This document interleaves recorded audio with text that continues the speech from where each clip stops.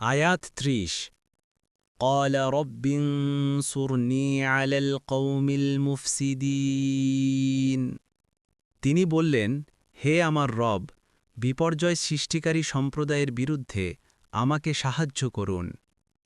আয়াত ৩১ ولما جاءت رسلنا إبراهيم بالبشرى قالوا إنا مهلكو أهل هذه القرية إن أهلها كانوا ظالمين অনুবাদ আর যখন আমার প্রেরিত ফেরেশতাগণ সুসংবাদ সহ ইব্রাহিমের কাছে আসলো, তারা বলেছিল, নিশ্চয়ই আমরা এ জনপদবাসীকে ধ্বংস করব, এর অধিবাসীরা তো জলিম।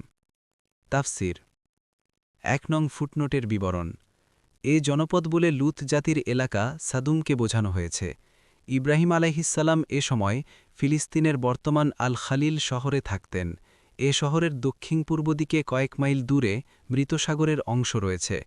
সেখানে পূর্বে বাস করত লুত জাতির লোকেরা এবং বর্তমানে এ সমগ্র এলাকা রয়েছে সাগরের পানির তলায়।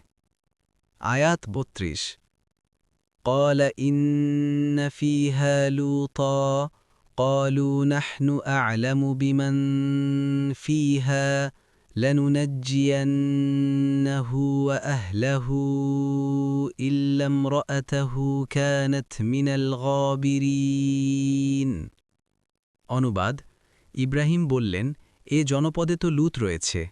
তারা বলল, সেখানে কারা আছে তা আমরা ভালো জানি। নিশ্চয়ই আমরা লুতকে ও তার পরিজনবর্গকে রক্ষা করব, তার স্ত্রীকে ছাড়া। সে তো পিছনে অবস্থানকারীদের অন্তর্ভুক্ত।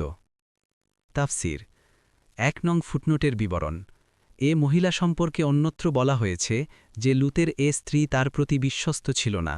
এজন্য তার ব্যাপারে এ ফায়সালা করা হয় যে একজন নবীর স্ত্রী হওয়া সত্ত্বেও তা তার কোনো কাজে লাগবে না।